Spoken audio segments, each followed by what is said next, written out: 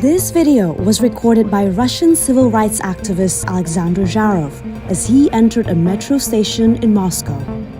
We see Zharov walking through a payment gate equipped with a camera, which snaps a photo of him.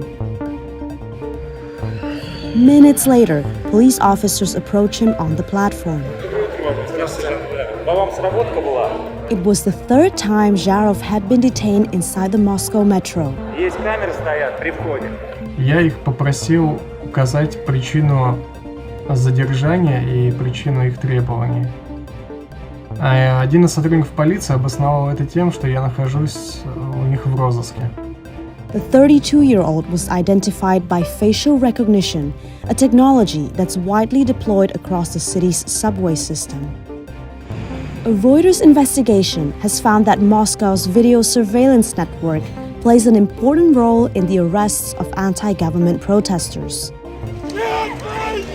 We also found that since Russia invaded Ukraine in February 2022, authorities have begun using facial recognition as a preventive measure to stop people from protesting in the first place. In Russia, we have a big brother who's watching for you every time, and people can talk more about political things. The Russian government and Moscow city authorities did not respond to detailed questions for this story and the episodes it describes.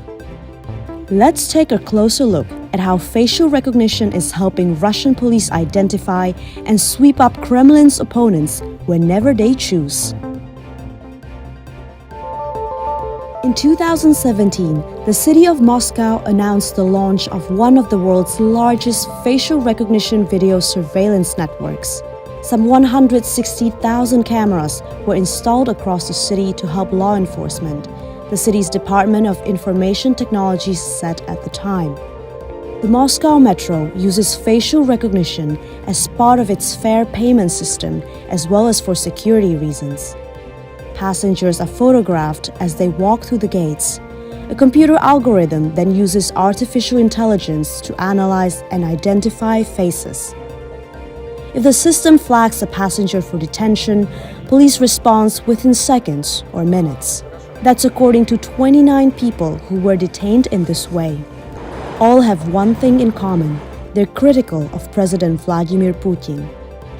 Most have previously joined anti-government protests. Причина, почему меня задерживают в метро, я думаю, это связано с тем, что я проявляю гражданскую позицию, которая заключается в том, что я выступаю против войны России против Украины, а также против политических репрессий в стране.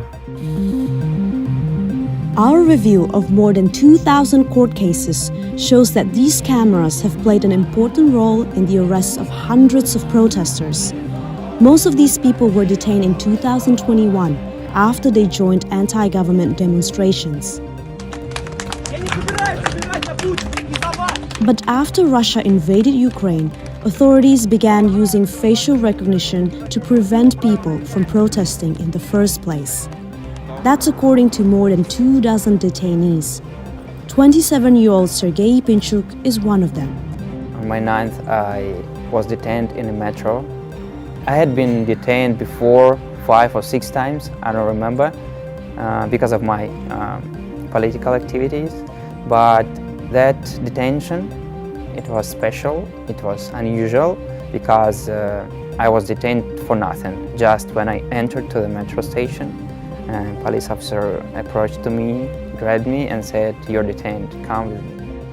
Pinchuk says the police then took him to a nearby police station for interrogation. There was a police officer, Rogov, it's his last name. I remember that because he threatened me. He said that he put me in a prison for years. He grabbed my neck and beat me against the wall a couple of times, kicked by his foot. And he was really angry, he was violent. Yeah, that was a bad experience. Neither Pinchuk nor Zharov were charged with any offense. Russian and Moscow officials did not respond to Reuters' questions about the detention of Zharov, Pinchuk, or the other interviewees. The Kremlin referred detailed questions for this story to the Moscow mayor's office, which did not respond. And Russia's Interior Ministry, which oversees law enforcement, didn't respond to questions sent via the Kremlin.